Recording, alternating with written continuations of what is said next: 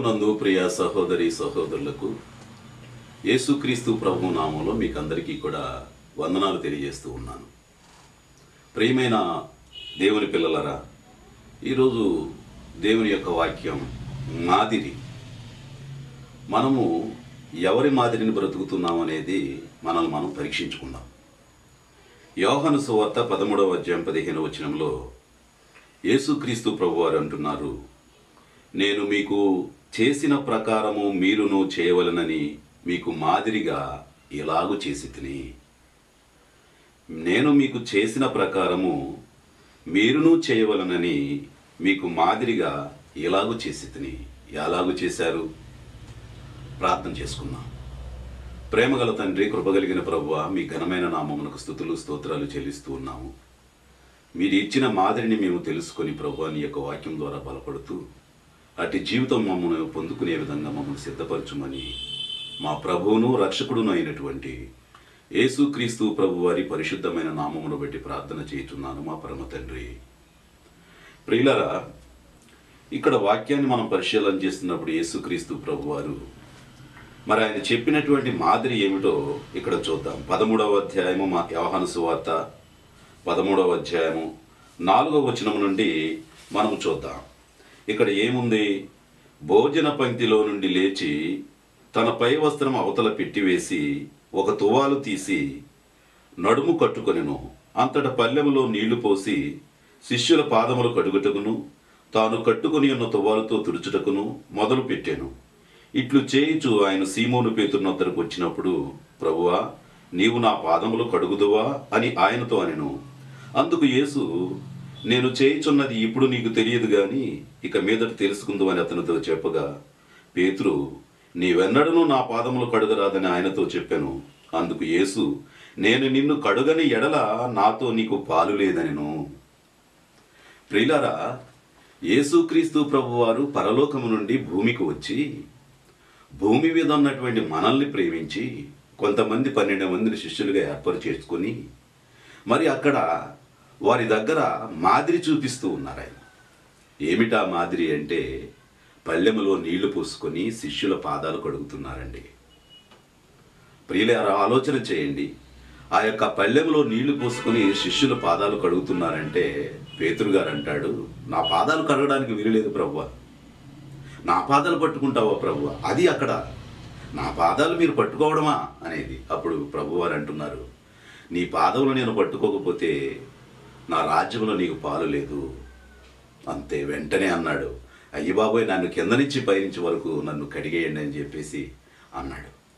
అందుగురించి ఇక్కడ ఏమిటంటే మాదిరి అనేది తగ్గించుకోవాలి. ప్రభువు చెప్పినటువంటి ఈ మాటను చూస్తే మనం మాదిరి తగ్గించుకునేటటువంటి జీవితంలోనూ ప్రభు మాదిరిగా కనపరుచుకునేటటువంటి వారముగా ఉండాలి. యాకోబు గారు 5వ అధ్యాయం 10వ వచనంలో ఆయన అంటున్నారు, నా సహోదరులారా, ప్రభు నామమున బోధించిన ప్రవక్తలను వారి శ్రమానుభవమును ఓపికను మాదిరిగా పెట్టుకునిడి. ఆనాడు బోధించినటువంటి ప్రవక్తలు వారి శ్రమని, వాళ్ళ ఒక ఇబ్బందులను, కష్టాలను అన్నిటినీ కూడా మాదిరిగా పెట్టుకోనండి. మరి కదా, మనము ఎవరిని మాదిరిగా పెట్టుకుంటూ ఉన్నాం? ఈ లోకంలో ఉన్నటువంటి ధనవంతులను మాదిరిగా పెట్టుకుంటున్నాము, లేకపోతే పేరు ప్రఖ్యాతులు ఉన్నవారిని మాదిరిగా పెట్టుకుంటున్నాము, లేకపోతే మన ఇష్టమైనటువంటి వారు మనకు ఎన్నో మేలులు చేస్తూ సహాయపడుతూ ఉన్నటువంటి వారిని మాదిరి పెట్టుకొని వారు అనుకరణలో మనం జీవిస్తూ ముందుకు సాగుతూ ఉన్నాము. ఇది విచారకరం కాదా? ఆలోచించండి.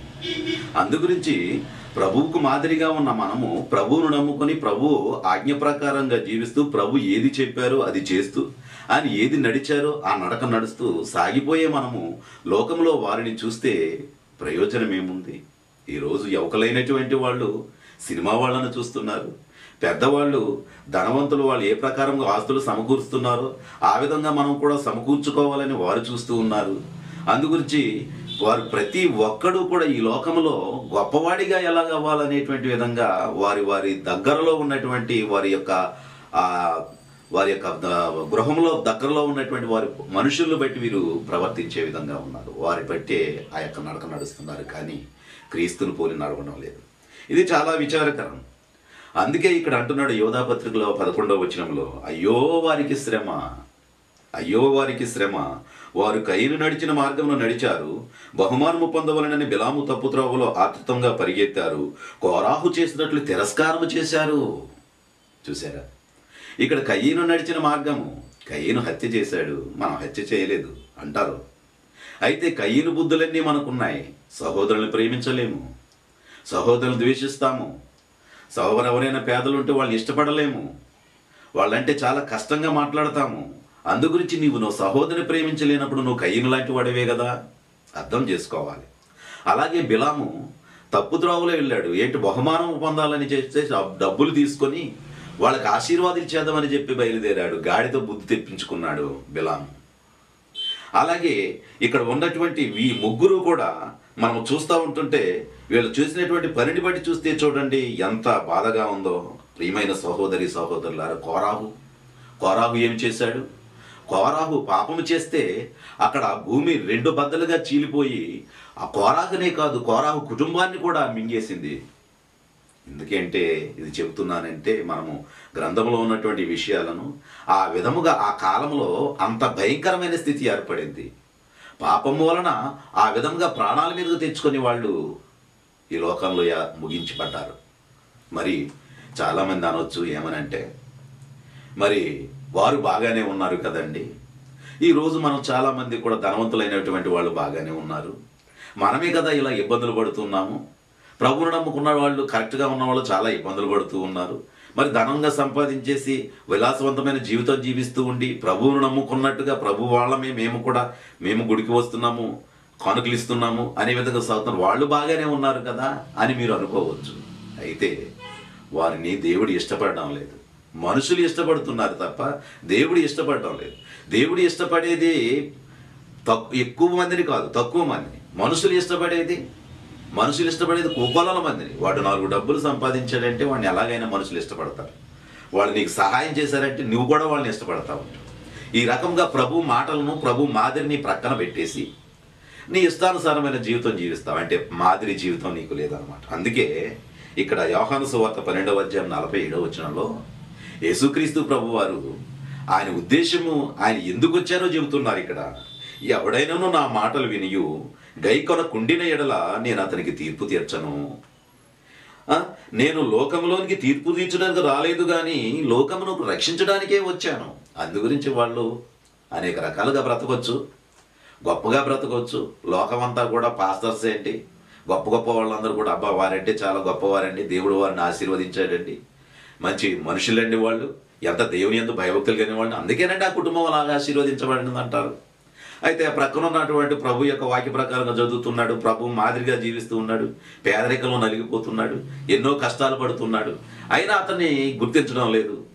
అయితే మాదిరి జీవితం జీవిస్తున్నాడు. ప్రభువుకి అతనికే తెలుసు నేను ప్రభు ఇష్టపడేలా నేను బ్రతుకుతున్నానని. అయితే వీళ్ళు అలా కాదు, లోకం అంతా కూడా ఇతరులు ఇష్టపడుతున్నారు. అందుకే లోకము మిమ్మల్ని కొనియాడినప్పుడు మీకు శ్రమ అన్నారు ప్రభువారు. అందు గురించి లోకస్తులు మనం పొగడటంతో మనం ఏమవుతున్నామంటే వెంటనే పడిపోతున్నాము. మన దేవుని ఇష్టం నెరవేర్చకుండా మన ఇష్టాన్ని నెరవేర్చేటటువంటి వారుగా వెళుతూ ఉన్నాం. కాబట్టి ప్రియమైన సహోదరి సహోదరులారా, అప్పటిలో పేతురు గారు అంటారు, పేతురు రాసినటువంటి మొదటి పత్రిక 2వ అధ్యాయం 21వ వచనంలో, క్రీస్తు కూడా మీ కొరకు బాధపడి మీరు అతని అడుగుజాడల యందు నడుచుకున్నట్లు మీకు మాదిరి ఉంచిపోయెను. క్రీస్తు అడుగుజాడల యందు మీరు నడుచుకున్నట్లు, తన అడుగుజాడల యందు నడుచుకున్నట్లు ఆయన ఏం చూసి వెళ్ళారు? మన మాదిరి ఇచ్చి వెళ్ళారు. ఈ విధంగా నడవండి, ఈ విధంగా నడవండి. చాలామంది చూడండి, నేను ఫలానా ఆయన అడుగుజాడలో నడుస్తున్నానంటాడు, లేకపోతే మా అమ్మగారు అడుగు జాడలో నేను నడుస్తున్నానంటది, లేకపోతే మా నాన్నగారు అడుగు జాడలో నడుస్తున్నానంటాడు, లేకపోతే మా మేనమామ అడుగు జాడలో నడుస్తున్నామంటారు. ఇలాగ ఒక్కొక్కరిని గురిపెట్టుకుంటారు. కానీ ఇక్కడ పరలోకానికి వెళ్ళాలంటే, ప్రభు దగ్గరికి వెళ్ళాలి అంటే మనం కావలసిన వాళ్ళు అడుగు జాడలో నడవడం కాదండి. మనమంటే మనల్ని నిత్య జీవించేటటువంటి ప్రభు, మనల్ని పరలోకానికి చేర్చేటటువంటి ప్రభు, యుగయుగాలు ప్రభుతో సహవాసం చేయడానికి సిద్ధపరిచినటువంటి ప్రభు, ఆయన అడుగుజాడల్లో ఈ యొక్క 70 సంవత్సరాలు 50 సంవత్సరాలు నడిస్తేనండి ఆశీర్వాదం అంటే అది తప్పనిసరిగా మనం విజయం పొందుతాం ప్రియులారా. అందుగురించి అటు విధంగా మనం సాగితేనే ఆశీర్వదించబడతాం. కానీ లోకం వైపు చూస్తే ఎలాగా? అందుగురించి వారికి శ్రమ అన్నాడు కదా. అందుగురించి చూడండి, తిమోతి పత్రిక మొదటి పత్రికలో 1వ అధ్యాయం 16వ వచనంలో కూడా పౌలు గారు ఏమంటున్నాడు? అయినను నిత్య జీవము నిమిత్తము తనను విశ్వసింపబో వారికి నేను మాదిరిగా ఉండులాగన యేసుక్రీస్తు తన పూర్ణమైన దీర్ఘశాంతమును ఆ ప్రధాన పాపి అయిన నాయందు కనపరుచున్నట్లు నేను కనికరింపబడి తిని. ఏమంటున్నాడో చూసారా? నేను కనికరింపబడ్డాను. లేకపోతే ప్రభువుని ఎరగకముందు, ప్రభువులోకి రాకముందు నా జీవితం ఎటువంటిది? ప్రధాన పాపిని అంటున్నాడు. ప్రధాన పాపిని. స్తెఫనును రాళ్లతో కొట్టి చంపేస్తే అప్పుడు సౌలు పాదాల దగ్గర అతను పడేసినట్లుగా మనం చూస్తాం. అతని బట్టలు అన్నీ కూడా అతను సమ్మతించాను అని ఉంటుంది అక్కడ. అందుగురించి అటువంటి ఘోరమైనటువంటి పాపి ఇప్పుడు ఏమయ్యాడు? ప్రభు పని చేస్తున్నాడు. అందుకే అంటున్నాడు ఆయన, నిత్య జీవము నిమిత్తము తనను విశ్వసింపబో వారికి నేను మాదిరిగా ఉండులాగునా. ఇప్పుడు ఎంత మాదిరి అయిపోయాడండి పౌలు గారు. అప్పుడు ఈడ్చుకొని వెళ్ళిపోయాడు, లాక్కుంటా వెళ్ళిపోయాడు, రకరకాలుగా క్రైస్తవులందరూ హింసించాడు. ఇప్పుడైతే పాదాలు పట్టుకుంటున్నాడు, ప్రభువుని నమ్ముకోండి అంటున్నాడు, ఎన్నో హింసలు పడుతున్నాడు, రకరకాలుగా చివాట్లు పడుతున్నాడు, అన్ని దోషణలు అన్నీ వస్తున్నాయి. అయినా సరే మాదిరి జీవితం విడిచిపెట్టడం లేదు. అందుకే నా నామము నిమిత్తము జనులు మిమ్మల్ని నిందించి హింసించి మీ మీద చెడ్డ మాటలు ఎలా పలుకున్నప్పుడు మీరు ధన్యులు అన్నాడు ఆయన. అందుగురించి ఆయన నామము నిమిత్తము మనం నిందించబడాలి, దూషించబడాలి, మాదిరికరమైన జీవితం చూపించాలి, అవసరమైతే వారి కొరకు ప్రార్థన చేయాలి. ఈ విధంగా మనం జీవించాలి. అందుకే కదా మీ శత్రువుల కోసం మీరు ప్రార్థన చేయండి. మీకు ఇచ్చేవారికి మీరు అప్పిస్తే మీకు లాభం ఏంటి? వాళ్ళు కూడా, అన్యులు కూడా అలాగే చేస్తున్నారు కదా, మీ ప్రత్యేకత ఏంటి అంటున్నాడు. అందుగురించి మనం ప్రత్యేకత అక్కడ కనుపరచాలి. మన ప్రత్యేకత కనపరిచినప్పుడే అక్కడ మన మాదిరి జీవితం కనబడుతూ ఉంటుంది. కానీ ప్రత్యేకత లేనప్పుడు మాదిరి జీవితం ఎలా ఉంటుంది చెప్పండి? అందుకే తీతు గారికి కూడా రాస్తూ అంటున్నాడు 2వ అధ్యాయం 7-8 వచనాలలో, పరపక్షమునందు వాడు మనలను గూర్చి చెడు మాట ఏదియో చెప్పనేరక సిగ్గుపడునట్లు అన్నిటి యందు నిన్ను నీవే సత్కార్యముల విషయమై మాదిరిగా కనుపరుచుకొనుము. తీతుకి రాస్తూ అంటున్నాడు పౌలు గారు. తీతు గారికి చెబుతున్నాడు. ఏమంటున్నాడు? పరపక్షమందు ఉన్నవాడు మనలను గూర్చి చెడు మాట ఏదియో చెప్పనేరక సిగ్గుపడునట్లు. ఏదైనా చెబితే అక్కడ సిగ్గుపడవలసి వస్తుందేమో. తీతు ఇటువంటి పని ఎందుకు చేశావు? పౌలు ఇటువంటి పని ఎందుకు చేశావు? బోధిస్తున్నటువంటి బోధకుడా నీవు ఈ పని ఎందుకు చేశావు అని అక్కడ చెబితే సిగ్గుపడేటటువంటి విధానం రాకుండా ఉండటం కోసం నువ్వు మాదిరికరమైన జీవితం జీవించాలి. అది ఇక్కడ అంటున్నాడు. ఇక్కడ సిగ్గుపడునట్లు అన్నిటి యందు నిన్ను నీవే సత్కార్యముల విషయమై మాదిరిగా కనబరుచుకో. అందుకే పడిపోకు నాయనా, పడిపోకు. యేసుక్రీస్తు పోలిన నడుచుకో. ఆయన ఏది చెప్పాడో అది చెయ్యి అని ఇక్కడ చెబుతూ ఉన్నాడు.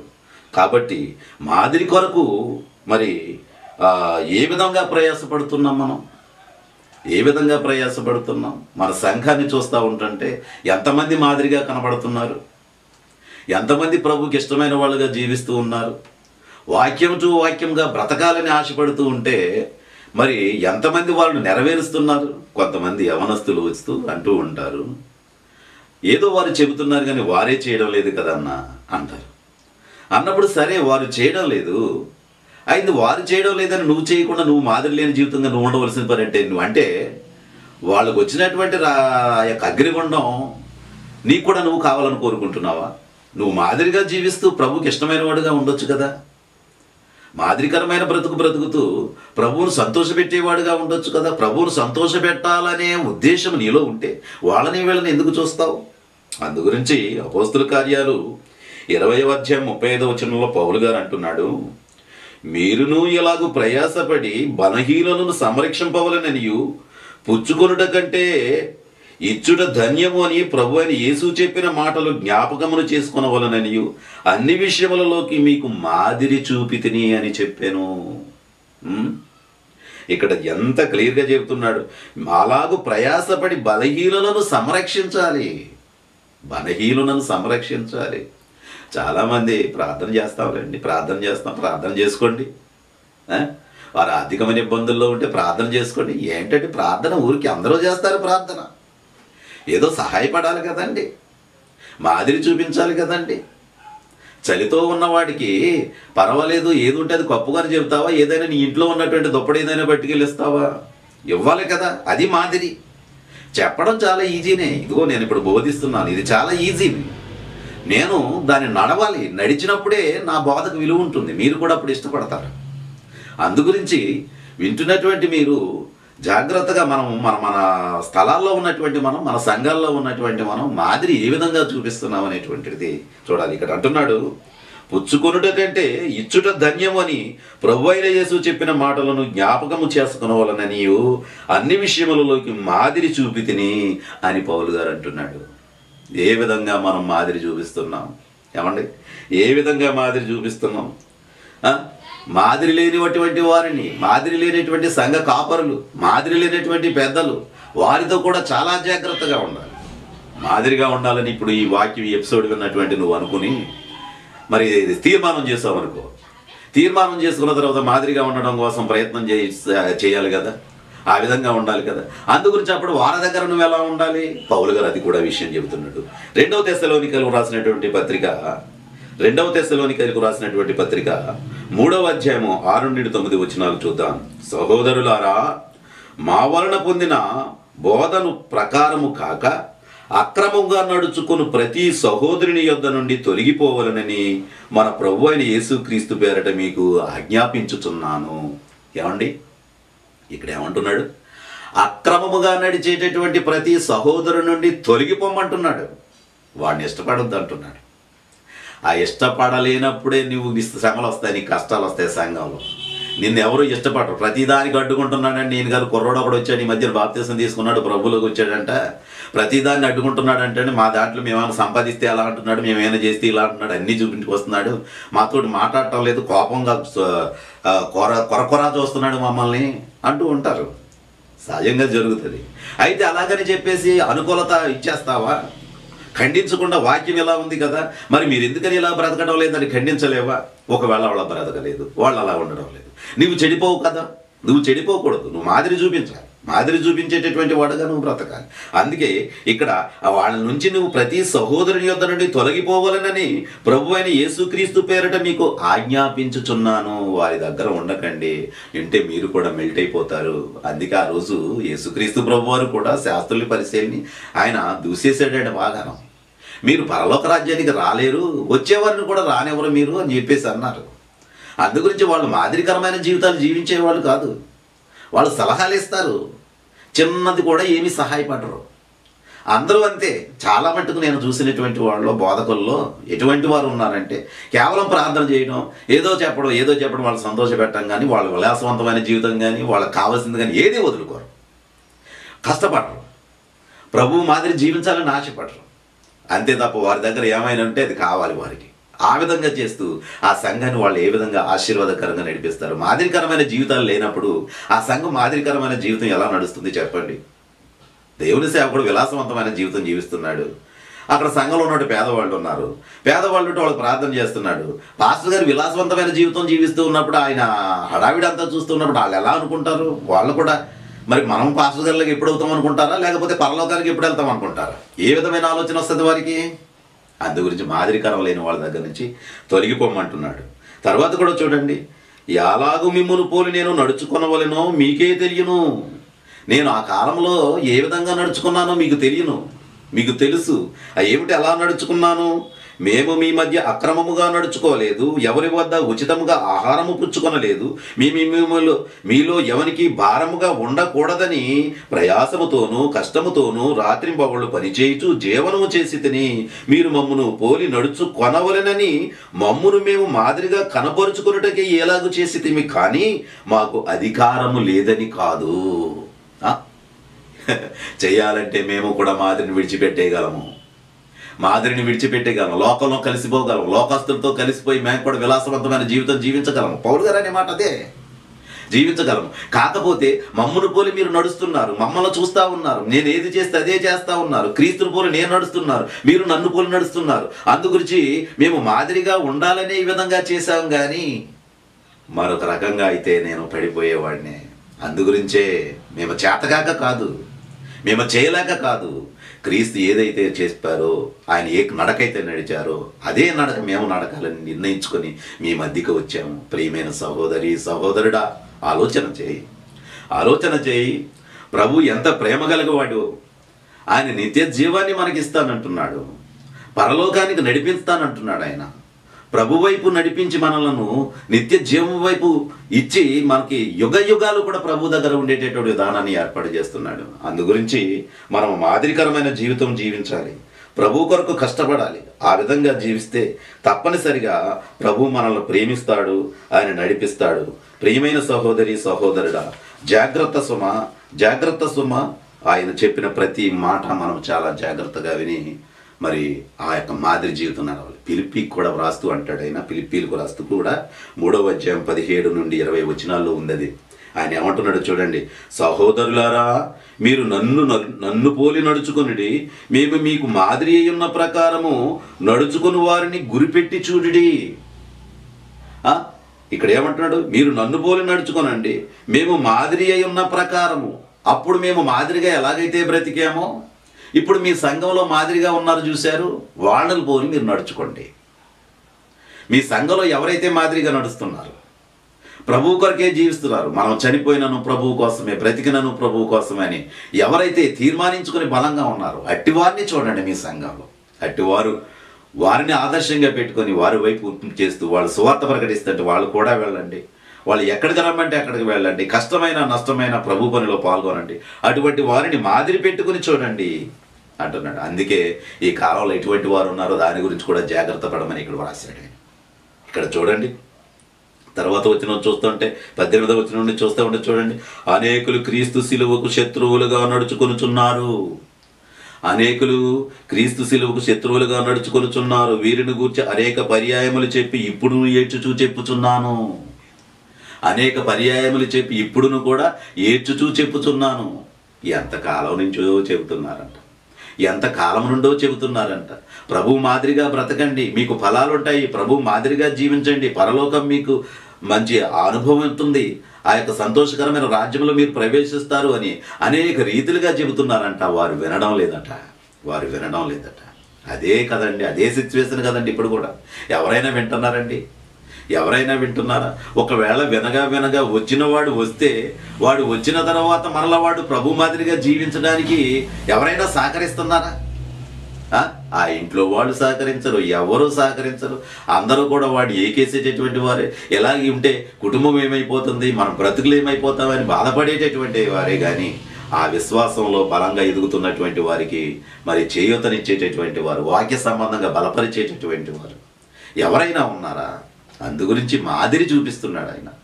ఆ మాదిరికరమైన జీవితం చూపించాలని ఆశపడుతున్నాడు. నీవు ఏ విధంగా చూపిస్తున్నావు? భూమి సరిహద్దుల్లోకి వెళితే నీ అంత రౌడీ ఎక్కడ అలా కనపడతావు. చాలామంది నేను కళ్ళారా చూశాను.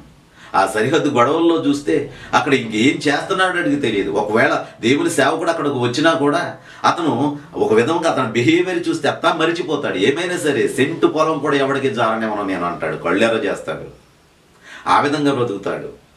ఆ యొక్క వివాహ కార్యక్రమాలకు కానీ ఏదైనా పెళ్లి సంబంధాలకు కానీ వెళుతూ ఉంటుంటే అతను చెప్పేట విధానం, నా ఆస్తి ఏమిటి, నా విధానం ఏమిటి, నా స్టేటస్కి వాళ్ళేంటి అంటాడు. ప్రభువుని నమ్ముకున్నటువంటి వాడేనా? మాదిరి జీవితం ఏది? మాదిరి జీవితం అక్కడ చూపిస్తున్నాడా? సంబంధాలకు వెళుతుంటే నా కుమారుడికి ఎంత కట్నం కావాలి అంటాడు. అన్నిటిలో కూడా ఏటిలోనూ తగ్గించుకోడు. ఆ విధంగా వెళుతూ నువ్వు క్రైస్తవ సంఘంలో పెద్దగా ఉండి లేకపోతే అనేక కార్యక్రమాలు చేసేవాడుగా ఉండి సాగితే నీ మాదిరికరమైన జీవితం ఏముంది అక్కడ? అందుకే అంటాడు, అనేకులు క్రీస్తు శిలువకు శత్రువులుగా నడుచుకొనుచున్నారు. వీరిని గూర్చి అనేక పర్యాయములు చెప్పి ఇప్పుడు ఏడ్చుచూ చెప్పుచున్నాను, నాశనమే వారి అంతము, వారిని మనం ఏమీ చేయలేము. కాబట్టి ప్రియమైన వాళ్ళరా, ఇక్కడ వారి అంతము అంటున్నాడు. తర్వాత వారి కడుపే వారి దేవుడు, వారు తాము సిగ్గుపడవలసిన సంగతుల యందు అతిశయపడుచున్నారు.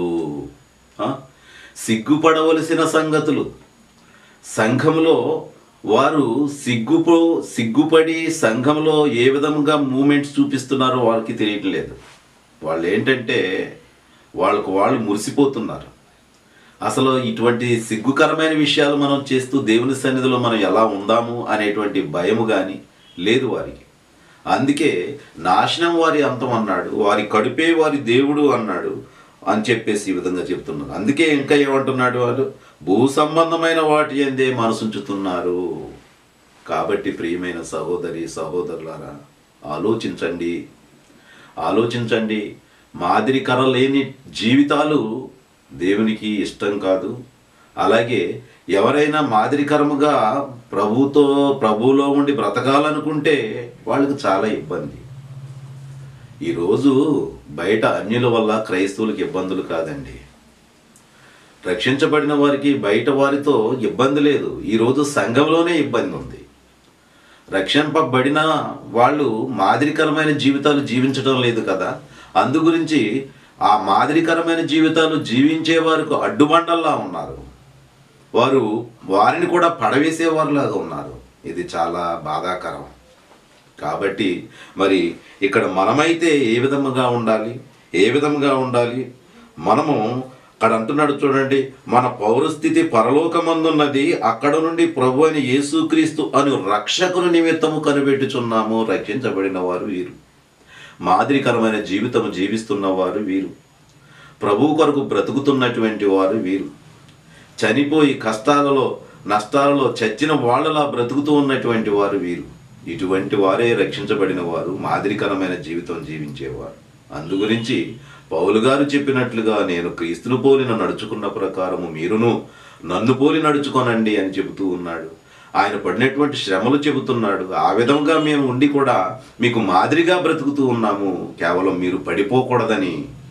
అందుకే ఈరోజు సంఘములో ఉన్నటువంటి బిడ్డలు ఎవరైనా మాదిరికరమైన జీవితం చూస్తే వారిని చూసి మీరు భయపడండి, సిగ్గుపడండి. మేము అలా బ్రతకడం లేదు, ఎందుకు మా బ్రతుకులు మేము కంప్లీట్ ఇంకా లోకం మీదే కేంద్రీకరింపజేస్తున్నాము అని చెప్పి వారిని ఎగతాళి చేసేవారుగాను, వారి బ్రతుకులు అంతే, వారు అలాగే అయిపోతారు, వారికి ఏమీ లేదు, ఇక వాళ్ళు దేవుని యందు ఉన్నటువంటి వాళ్ళు అయితే ఆ దారిద్ర్యం ఎందుకు వాళ్ళ వెంట వస్తుంది, ఈ కష్టాలు ఎందుకు వస్తాయి, ఈ నష్టాలు ఎందుకు వస్తాయి అని చెప్పేసి అంటూ ఉంటారు. కానీ అది వారు సమర్థించుకోవడానికి లోకం కూడా వారితో ఏకమవుతుంది. అందుకే విశ్వాసిగా ఉన్నటువంటి వాడిని బలపడనివ్వకుండా వారిని త్రోసేస్తుంది. అయినా సరే విశ్వాసి అయినటువంటి వాడు వీటిని అన్నిటిని లెక్క చేయకుండా ముందుకు వెళ్ళాలి. ప్రియమైన సహోదరి సహోదరుడా, జాగ్రత్తగా ఆలోచన చేయి.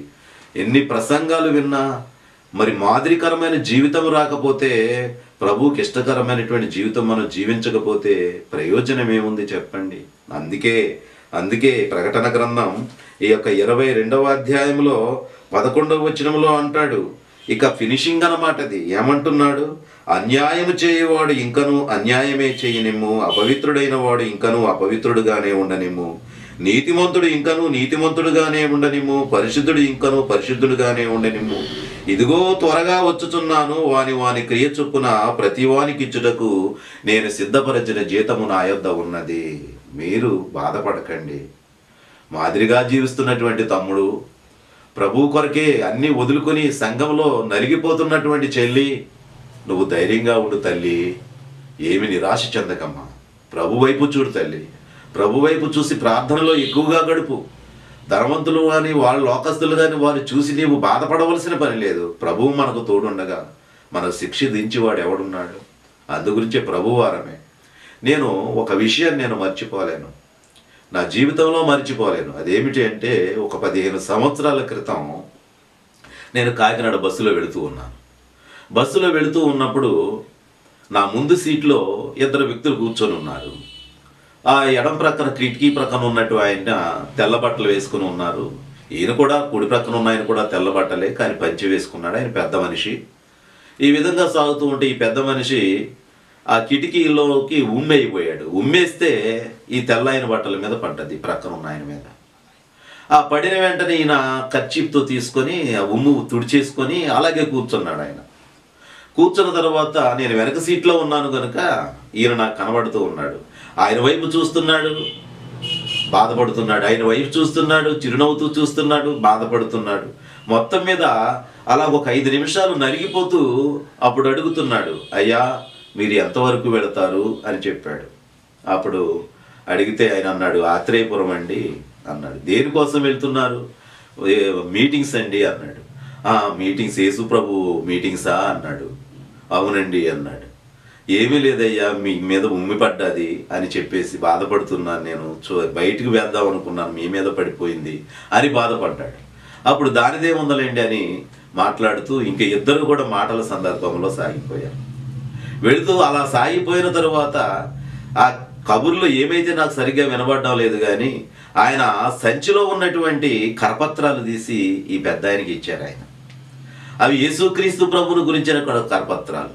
అవి తీసుకొని కళ్ళకద్దుకొని ఆయన పక్క యొక్క జేబులో పెట్టుకున్నారు. చిరునవ్వుతూ ఆనందించారు. నేను అనుకున్నాను, అప్పుడు ఎంతగానో సంతోషించాను. వారు ప్రభువుని ఎరిగిన వారు గనక మాదిరికరమైన జీవితం జీవించారు. ఒక ఉమ్మి మీద పడేసుకుని ఒక మనిషిని ఆకర్షించుకున్నారు. అంతేకాదు ఆయనకు కరపత్రాలు ఇచ్చారు, సువార్తను ప్రకటించారు. సరిపోయింది ఆయన జీవితానికి. ఎంత మేలు పొందాడు. మాదిరికరమైన జీవితం అంటే అది.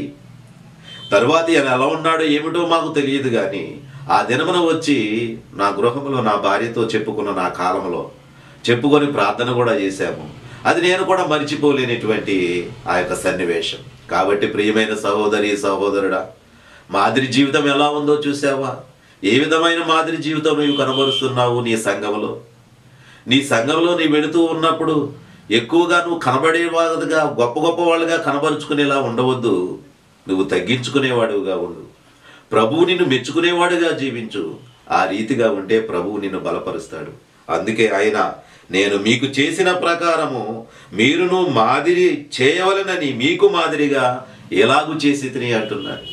మీరును ఈ విధమైన మాదిరి చేయాలి, మిమ్మల్ని మీరు తగ్గించుకోవాలి అన్నాడు. మీ శత్రువులను ప్రేమించాలి, మిమ్మల్ని దూషించే వారి కొరకు ప్రార్థన చేయాలి. ఈ విధమైనటువంటి కార్యాలను మాదిరి కార్యాలు. అట్టి మాదిరిగా నీవు కూడా ఉండి ప్రభువులో బలముగా ఉండి లోకం వైపు చూడకుండా ప్రభు వైపు చూస్తూ బలమైన బిడ్డలుగా సాగాలని కోరుకుంటూ ఈ మాటలు ముగిస్తున్నాను. ఈ మాటలు మీ వినికిడిలో ఫలింపజేసి మీ ఆత్మలను మాదిరికరంగా నడిపించాలని కోరుతూ సెలవు తీసుకుంటున్నాను. ప్రార్థన చేసుకుందాం. ప్రేమగల తండ్రి, కృపగలిగిన ప్రభువా, మీ ఘనమైన నామమునకు స్తుతులు స్తోత్రాలు చెల్లిస్తున్నాం నాయన. మీరు మాదిరి జీవితం గురించి మాకు చెప్పారు. వాటిలో నుండే తీసుకుని బిడ్డలకు కొన్ని వివరించాను. వారు అర్థం చేసుకొని మాదిరికరమైన జీవితం జీవిస్తూ నీకు ఇష్టమైన బిడ్డలుగా జీవిస్తూ ఈ లోకంలో ఎంతో మందిని ఆకర్షించుకుంటూ వారిని కూడా ప్రభు వైపు నడిపించే శక్తి ఆ మాదిరిగా జీవిస్తున్న ప్రతి బిడ్డకు అనుగ్రహించుమని, మీలో ఉండి బలముగా పనిచేసేటటువంటి వారుగా వారిని నడిపించుమని మా ప్రభువును రక్షకుడును అయినటువంటి యేసుక్రీస్తు ప్రభు వారి పరిశుద్ధమైన నామమును బట్టి ప్రార్థన చేయుచున్నాను మా పరమ తండ్రి. ఆమెన్.